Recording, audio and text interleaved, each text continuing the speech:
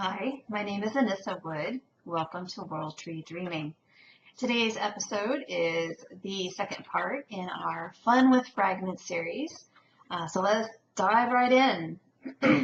The first fragment here is Drowning Dexter. The dream is this. We leave our dog Dexter with friends and return to find out he is dead. He has drowned.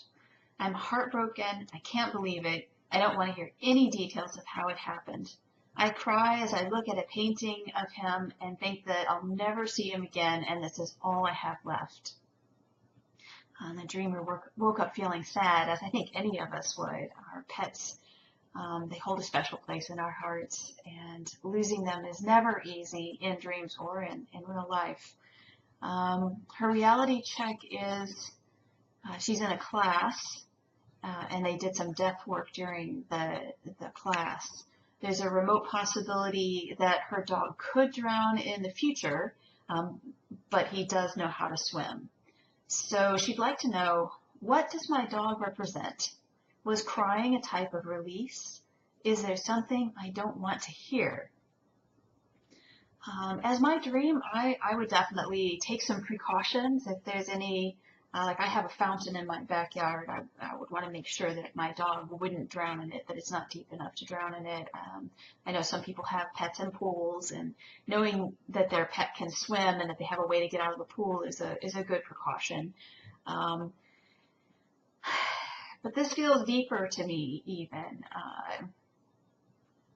A lot of times water represents emotions. I know for me it does.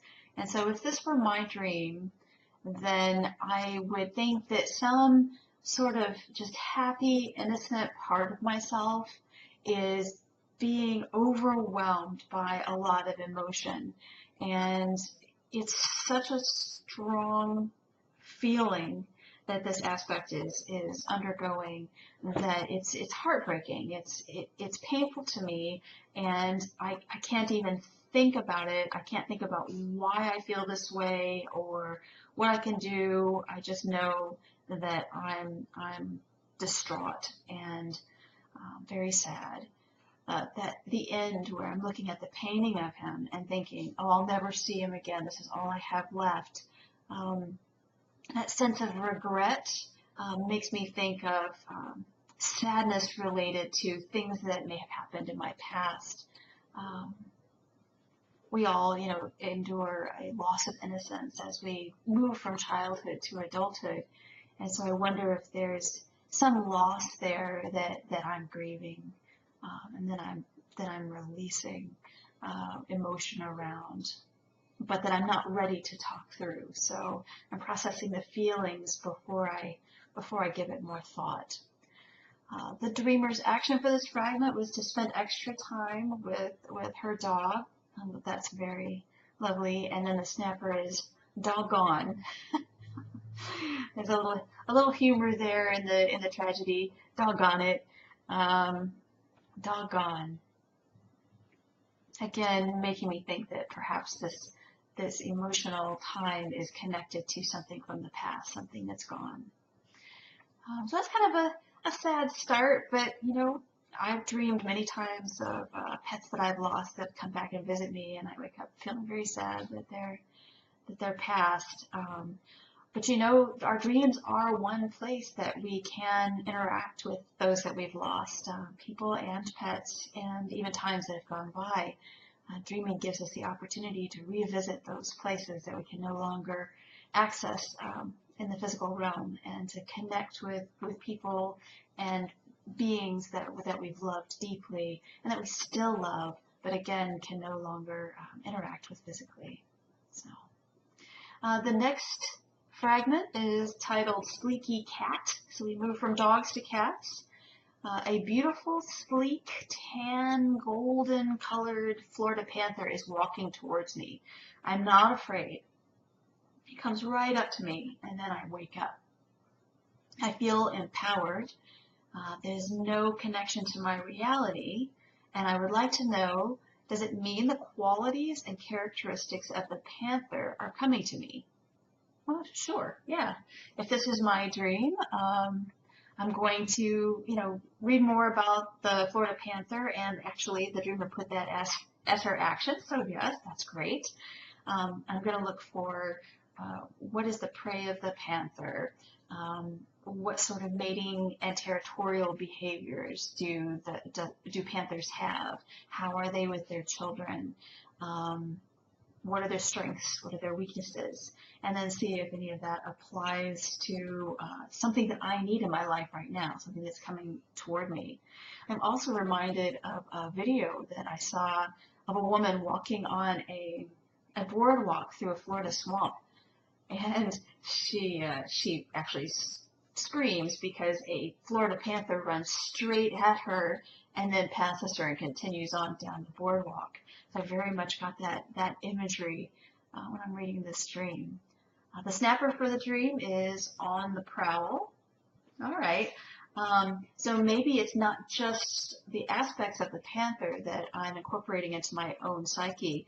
Maybe I'm actively looking for a guide or an animal guide that can support me in my search for something. So what am I looking for? What am I looking for here?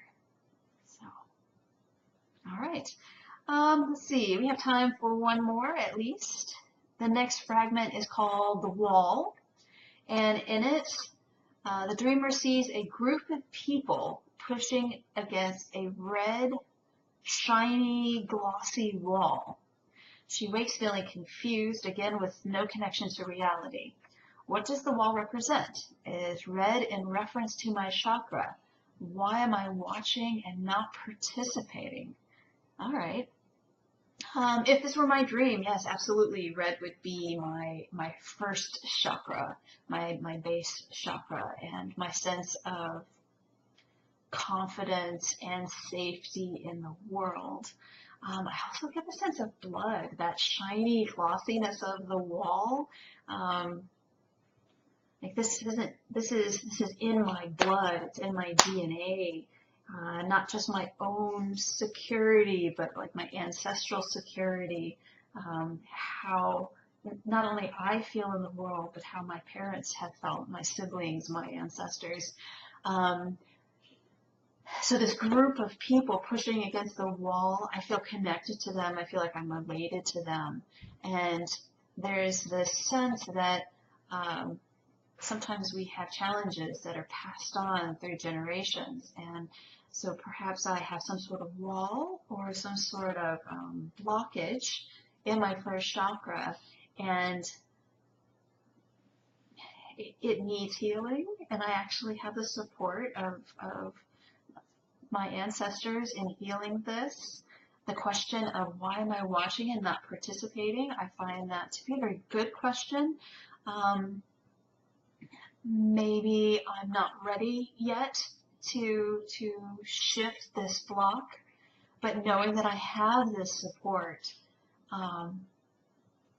maybe it's not long now before I'm willing to step forward and join into that motion of trying to move through this blockage and open up my the movement of energy in my chakra. And I have the support of my ancestors in this. All right, the snapper is another brick in the wall. Yeah, okay. It's red, I can see that.